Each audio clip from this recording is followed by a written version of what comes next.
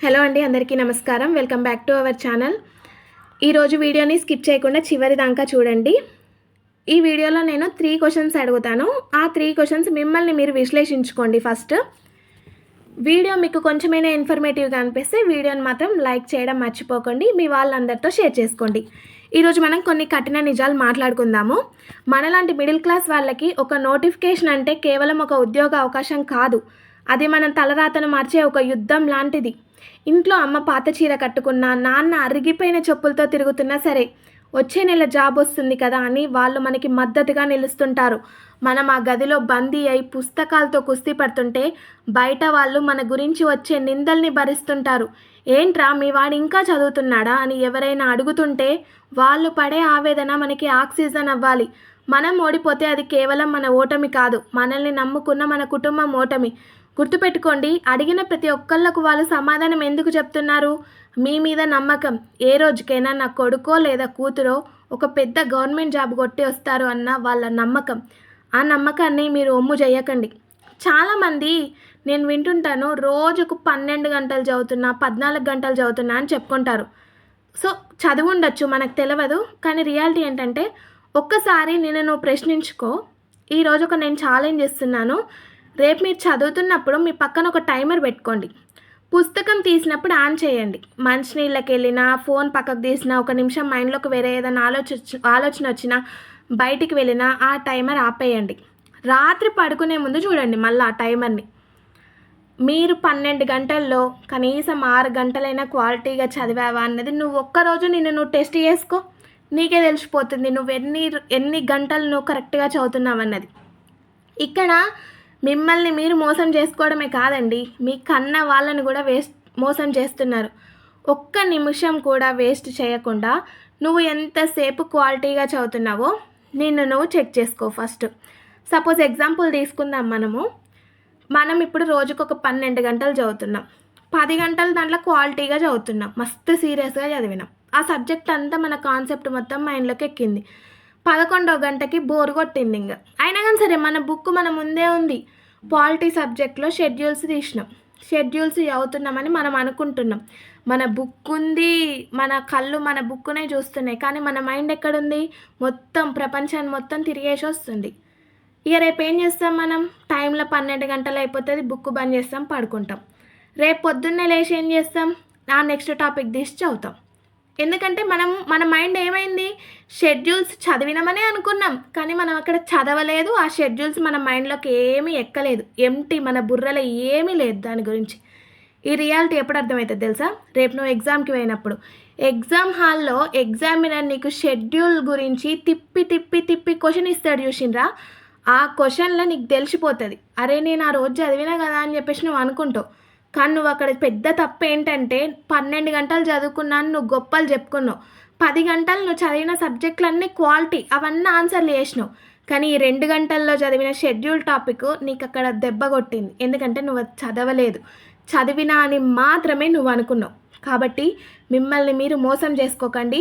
ఒక్కరోజు ఇలా టైమర్ పెట్టుకొని మిమ్మల్ని మీరు చెక్ చేసుకోండి, ఎంత క్వాలిటీగా చదువుతున్నావు అన్నది మీకు తెలిసిపోతుంది.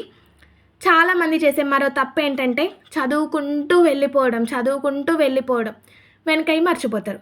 700 పేజీలు 800 కొత్త బుక్ ఏదైనా మార్కెట్లోకి వస్తే గబా వెళ్ళి ఎగబడి అది ఎంత రేట్ అయినా పెట్టి తీసుకుంటాం. ఇక ఆ బుక్కుని 10 రోజుల్లో పూర్తి చేస్తా, 20 రోజుల్లో పూర్తి చేస్తా అని టార్గెట్ పెట్టుకుంటాం కదా. అందరు ఇలానే చేస్తారు కదా, టార్గెట్ పెట్టుకుంటాం. మరి ఈ టార్గెట్ పెట్టుకున్నప్పుడు ఆ 700 పేజీల బుక్కుని ఎవరైనా 20 రోజులల్లో కంప్లీట్గా ఎవరైనా పూర్తి చేస్తారా?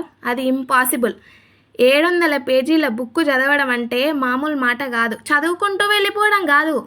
ఆ 700 పేజీల బుక్కులో ఉన్న కాన్సెప్టు నీ మెదడులో నిక్షిప్తమైపోవాలి. అర్థమైందా? ఎన్ని రోజుల్లో ఎంత ఫాస్ట్గా చదివామన్నది కాదు. ఎందుకండి? ఎవరి కోసం చదువుతున్నారు మీరు? మంది కోసం చదువుతున్నారా? ఎవరికో నువ్వు గొప్పలు చెప్పాల్సిన అవసరం లేదు. నువ్వు రోజుకి ఎంతసేపు చదవగలుగుతావు? ఒక 4 గంటలు, 6 గంటలు, 8 గంటలు, అంతవరకే చదువు. రోజుకు ఒక 50 పేపర్లు చదివే టాలెంట్ నీలో ఉందా? 50 పేపర్లు మాత్రమే నువ్వు క్వాలిటీగా చదువు. ఎవడో ఏదో అనుకుంటాడని 10 రోజులలో 700 పేజీలు బుక్ పూర్తి చేస్తా అని టార్గెట్ పెట్టుకుంటే రేపు వాడు కాదు ఆగమయ్యేది, నువ్వు మాత్రమే ఆగమవుతావు. రివిజన్కి ఒక చిన్న టెక్నిక్ చెప్తా, గుర్తుపెట్టుకోండి. 137 ఈ ఫార్ములాని పాటించండి అందరూ. ఈరోజు చదువుతాం కదా మనము, ఈరోజు చదివిన తర్వాత రేపు ఒక్కసారి గుర్తు చేసుకోండి, మళ్ళీ రివిజన్ చేయండి దాన్ని. మళ్ళీ 3 రోజుల తర్వాత మళ్ళీ ఒకసారి రివిజన్ చేయండి. మళ్ళీ ఎప్పుడు చేస్తారు? వారం తర్వాత రివిజన్ చేయండి. 137 ఈరోజు చదవాలి, మళ్ళీ రేపు చదవాలి, రేపు చదివింది 3 రోజుల తర్వాత చదవాలి, 3 రోజుల తర్వాత చదివింది 7 రోజుల తర్వాత చదవాలి. ఇలా రివిజన్ చేస్తే మీ టాపిక్ మీరు ఏదైతే చదువుతున్నారో అది మీ మైండ్లో కొంచెం స్టేబుల్గా ఉంటుంది, నిక్షిప్తమై ఉంటుంది. ఇంకొకటి, కొత్తది చదవడానికి మీరు ఎంత ఇంపార్టెన్స్ ఇస్తున్నారో చదివింది రివిజన్ చేయడానికి కూడా అంతే టైం కేటాయించండి. అప్పుడే అది నీ లాంగ్ టర్మ్ మెమొరీలోకి వెళ్తుంది. ఎందుకంటే మనం అందరం చేసే తప్పు ఏంటంటే, సపోజ్ ఇప్పుడు మనం ఇండియన్ హిస్టరీ అవుతున్నాం అనుకోండి, ఇండియన్ హిస్టరీ మొత్తం కంప్లీట్ చేసినాం, మనకేమనిపిస్తుంది, చదివినప్పుడు ప్రతి ఒక్క క్వశ్చన్కి ఆన్సర్ చేస్తాం, ప్రతి ఒక్క బిట్కి ఆన్సర్ చెప్తాం, మన ఫ్రెండ్ ఎవరన్నా అడిగినా ఆ క్వశ్చన్కి కూడా ఆన్సర్ చెప్తాం. ఇదే క్వశ్చన్ 10 రోజుల తర్వాత మన ఫ్రెండో లేకపోతే ఎక్కడ బుక్లో ఏదైనా క్వశ్చన్ చూస్తే మనకు అది గుర్తుండదు. ఎందుకంటే దాన్ని నువ్వు పక్కకు పడేసినావు, అది నీ మైండ్లో నుంచి చిన్న చిన్నగా వెళ్ళిపోవడం స్టార్ట్ అయిపోయింది. అలా కావద్దు అంటే మీరు డైలీ ఇప్పుడు పాలిటీ చదువుతున్నారనుకోండి, పాలిటీ ఒక 5 గంటలు చదివితే రివిజన్ చేసుకోవడానికి ఇండియన్ హిస్టరీ ఒక గంట చూడండి, రోజుకు ఒక 10 పేపర్లు అలా తిప్పేయండి. అప్పుడు అది మీ మైండ్లో ఎప్పటికీ రన్ అవుతూనే ఉంటుంది. ఏది ఈజీ సబ్జెక్ట్ కాదండి, ప్రతి ఒక్కటి టఫ్ సబ్జెక్టే. ఇంకొకటి, ఎగ్జామినర్కి మీ మీద ఏమన్నా కోపమా? లేదు కదా. అసలు మీరెవరో కూడా వాళ్ళకి తెలియదు, వాళ్ళెవరో మనకు తెలియదు, మనం ఎవరో వాళ్ళకి తెలియదు. వాళ్ళకి కావాల్సింది ఎవరు? బట్టి పట్టే యంత్రాలు కాదు, వాళ్ళకి కావాల్సింది నిక్కచ్చైన ఆఫీసర్లు. నిక్కచ్చైన ఆఫీసర్లు అంటే ఎలా ఉంటారు? బట్టి పట్టిపోయి కళ్ళు మూసుకొని అక్కడ ఏ అంటే ఏ, ఇప్పుడు బుక్లో ఏ ఉంటే అక్కడ ఏనే పెట్టొస్తాం, మనం సి ఉంటే సీనే పెట్టొస్తాం. వాళ్ళకి కావాల్సింది అట్లాంటి వాళ్ళు కాదు, కాన్సెప్ట్ని ఎంత లోతుగా అర్థం చేసుకున్నాడో అలాంటి వాళ్ళే వాళ్ళకి కావాలి. ఒకప్పుడు మనకి డైరెక్ట్ క్వశ్చన్స్ వచ్చేవి, కానీ ఇప్పుడు ప్రశ్నలే ఒక పేజీ అంత పొడవు ఉంటున్నాయి. ఆ క్వశ్చన్స్ చదివేసరికే మనం అవుట్, ఆ క్వశ్చన్స్ ఆప్షన్స్ చూసేసరికి కథ మన పని అక్కడే అయిపోతాయి. అలాంటి స్టేట్మెంట్ బేస్డ్ క్వశ్చన్సే అడుగుతున్నారు దాదాపు 99%. మీరు ఏ సబ్జెక్ట్ అయినా చూడండి, అన్ని స్టేట్మెంట్ బేస్డే. సింగిల్ లైన్ క్వశ్చన్స్ లేవు. సింగిల్ లైన్ క్వశ్చన్స్ ఇచ్చినా ఆ క్వశ్చన్స్ ఎక్కడి నుంచి ఇస్తున్నారో కూడా మనకు అర్థం కావట్లేదు. అసలు ఆ ఎగ్జామ్ హాల్లో మన మైండ్ చూడాలి ఎంత ప్రెషర్కి లోన్ అవుతుందంటే, అబ్బో అది అసలు చెప్పవశం కాదు. సో ఇది నేను చెప్తున్నాను కాదండి, ఇదంతా నిజమే కదా. మీకు ఇలానే అనిపిస్తుందా? కామెంట్ సెక్షన్లో ఎస్ అని కామెంట్ చేయడం మర్చిపోకండి. సో ఇప్పుడు మనం 3 క్వశ్చన్లు అని చెప్పినా కదా నేను, ఆ 3 క్వశ్చన్ల గురించి ఒక్కసారి. ఫస్ట్ క్వశ్చన్, భారత రాజ్యాంగంలోని ఆర్టికల్ 249కి సంబంధించి కింది ప్రకటనలను పరిశీలించి సరైన వాటిని గుర్తించండి. ఫస్ట్, జాతీయ ప్రయోజనాల దృష్ట్యా రాష్ట్ర జాబితాలోని అంశాలపై పార్లమెంట్ చట్టం చేసే అధికారాన్ని ఇది కల్పిస్తుంది. సెకండ్, దీనికోసం రాజ్యసభ హాజరై ఓటు వేసే వారిలో కనీసం 2/3 వంతు మెజారిటీతో తీర్మానం చేయాలి. 3, అధికరణ కింద పార్లమెంటు వేసిన చట్టం గరిష్టంగా 1 సంవత్సరం పాటు మాత్రమే అమల్లో ఉంటుంది. ఇప్పుడు ఆప్షన్స్ చూద్దాము.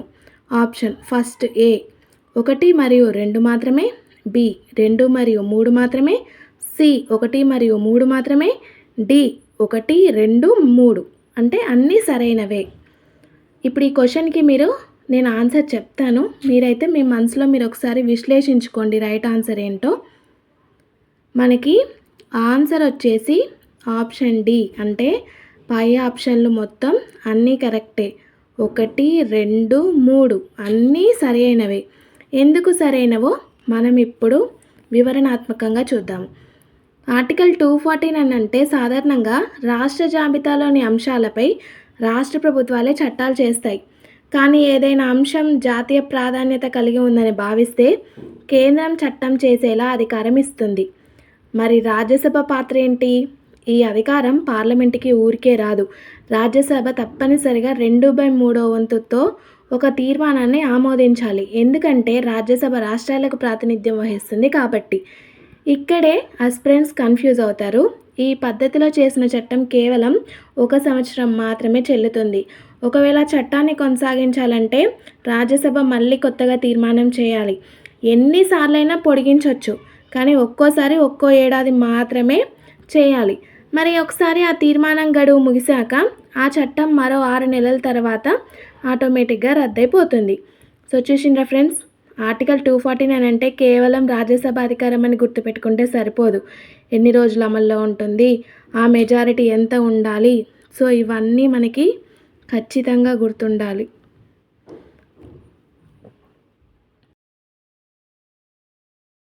ఇంతసేపు పాలిటీ క్వశ్చన్ డిస్కస్ చేశాం కదా. ఇప్పుడు మనకి స్క్రీన్ మీద ఎకానమీ క్వశ్చన్ కనిపిస్తుంది. ఈ ఎకానమీకి క్వశ్చన్స్, ఆప్షన్స్, ఆన్సర్ 3 ఇచ్చాను నేను, కానీ దీనికి నేను వివరణ ఇవ్వట్లేదు. ఎందుకు వివరణ ఇవ్వట్లేదు అనంటే దీన్ని మీరు ఆలోచించాలి. ఎందుకు నేను సి అని పెట్టాను అన్నది మీరు ఆలోచించాలి. ఆలోచిస్తేనే మీకు సబ్జెక్ట్ అనేది వస్తుంది. ఈ క్వశ్చన్ మీరు జస్ట్ పేపర్లు తిప్పేసుకుంటూ పోతే కాదు, ప్రశ్న లోతుల్లోకి వెళ్ళి మన సాధారణ జీవితానికి అన్వయించుకుంటేనే దీని ఆన్సర్ వస్తుంది. కాబట్టి మీరు వెతకడం ప్రారంభించండి. ఆన్సర్ సి ఎందుకు కరెక్టో నాకు కామెంట్ సెక్షన్లో కామెంట్ చేయండి. దీని తర్వాత నేను మేఘాలయ పీఠభూమి జాగ్రఫీ క్వశ్చన్ అడిగాను.